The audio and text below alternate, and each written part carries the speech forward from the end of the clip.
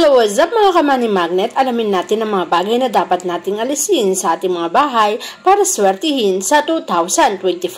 Ang una sa listahan kapag ang bedroom mo o kama mo ay direktang nakatapat sa salamin, dapat mong iiwas ang kama mo o kaya naman ilipat ang salamin. Bakit? Dahil nakasalalay dito ang pagsasama ninyong mag-asawa.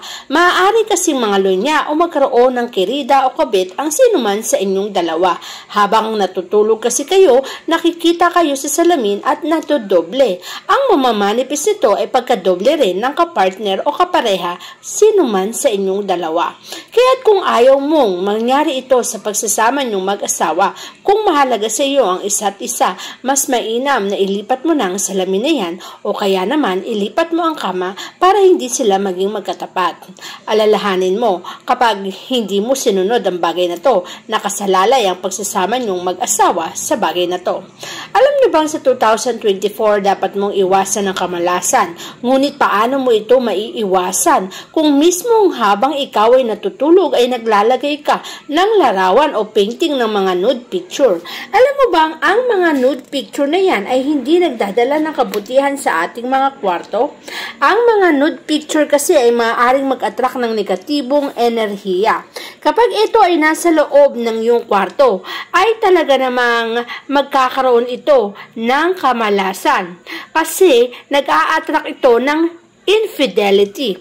Malakas ang enerhiya na ina-attract para magkaroon ng infidelity ang isa sa inyong mag-asawa. Kaya naman, huwag mong hayaan na may painting ng mga nude picture dito sa inyong mga bedroom kung saan natutulog kayo, nakikita nyo at namamanifest nyo. Instead of nude picture, ilagay na lamang ang mga larawan na yan sa southwest para mag-represent ng mabuting bagay at huwag sa loob ng kwarto. At huwag nyo ring hahayaan na ang loob ng kwarto mo ay naglalagay ka ng mga chandelier at saka yung mga bright lights, yung sobrang liwanag. Magandang maliwanag ang kwarto pero huwag nyong sosobrahan. Lahat ng sobra ay hindi maganda. Maling-mali ito, lalo na kung above your head, okay? Sabi sa feng shui, ang bedroom ay yin. Ang ilaw o light naman ay yang. Ibig sabihin, ang paglalagay ng very strong light sa loob ng kwarto can attract hostility. Light should be dimmed and it must play with a relaxing environment. Nasaan ka ba? Nasa kwarto. Dapat ikaw ay re-relax, okay? Kalmado dapat ang iyong pakiramdam. Mas mainam na lampshade na lamang ang iyong ilagay sa magkabilaang kwarto o kama. Ito naman, nakikita nyo sa larawan ay ang kama na dalawahan na pinag-isa. Alam mo ba yung twin beds combined to one is hindi rin maganda. Dahil sa gusto nating maging maluwag ang kwarto, pinagdudugtong natin ang ating mga kama. Pero ang dalawang magkaibang kama ay hindi dapat pinagdidikit at ginagawang isa. Feng Shui says that this can cause divorce or separation. So ito'y nauugnay sa pagsasama ninyong mag-asawa. Dito nakasalalay ang magandang takbo ng buhay nyo. Kung hindi kayo naniniwala sa Feng Shui, wala namang mawawala. Kung gagawin nyo na lang yung sinasabi ko para hindi kayo maghiwalay, hindi magkaroon ng separation, at hindi kayo mag-divorce ng yung mga asawa. Mas mainam na isang kama lamang at yung isang kama na yan ay ginagamit nyo para may union o pagkakaisa sa inyong dalawa. Siyempre, pagdating naman sa mga blanket and pillow, hindi rin maganda na magkaiba ang gamit nyong mag-asawa. Dapat iisa lang ang kulay na ginagamit nyong pillow at iisa rin ang kulay ng ginagamit nyong blanket. Ang pagkakaroon ng tig-iisang kumot ay nagsisimbolize ng separation at different beliefs. Ibig sabihin, iba yung kumot nyo, iba yung kulay ng kumot niya, iba yung unan mo, iba yung unay niya. So, separation and different beliefs ang ginagawa niyan. As a couple, dapat magka-share kayo sa lahat ng bagay. Hindi nyo pinaghihiwalay ang anumang gamit na meron kayo sa tahanan. Ang magkahiwalay na unan represent loneliness at pagkawala ng love and affection sa partner. Kaya kung ayaw mo maging lonely, kung ayaw mo mawala yung affection at pagmamahal nyo sa isa't isa, mas mainam na iisa rin ang kulay na gamit nyo para may union din sa inyong dalawa.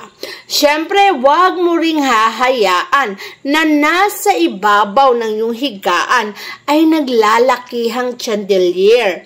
Yung mga bright lights na yan, nagkukos po yan ng kahinaan o pag-attract ng malakas na negatibong enerhiya, lalo na nasa ibabaw ng higaan mo.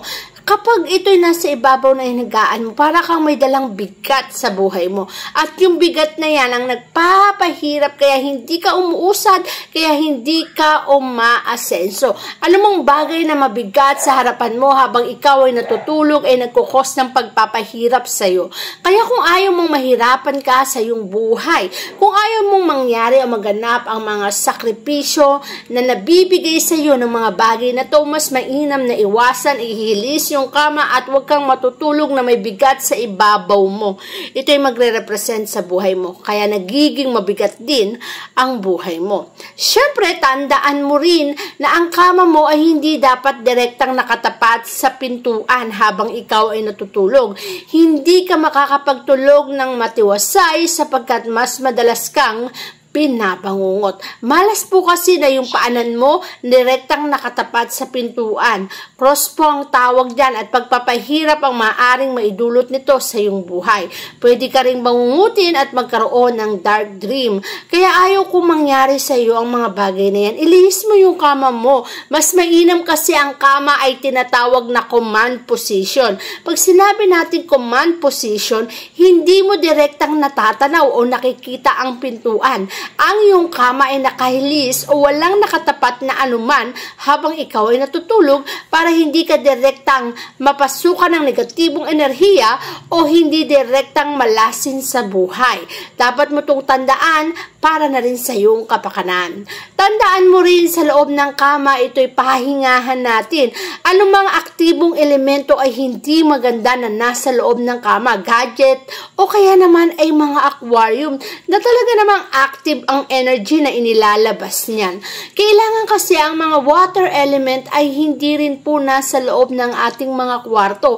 Ang mga water element ay magiging kontra po yan sa pagtulog at pagpapahinga natin kung saan paggising mo sa imaga parang ang bigat ng pakiramdam mo na wala kang ganang kumilos, tinatamad ka, mas gusto mo ulit matulog. Yan ang magiging epekto kapag may mga active na enerhiya sa loob ng kwarto mo, lalo pa nga kung water element yan. Water element, huwag ipasok sa loob ng kwarto. Tandaan mo ang mga bagay na to para makaiwas ka sa kamalasan sapagkat ang mga bagay na to kapag naiwasan mo, ang 2024 mo ay magiging maganda at siswertehin ka.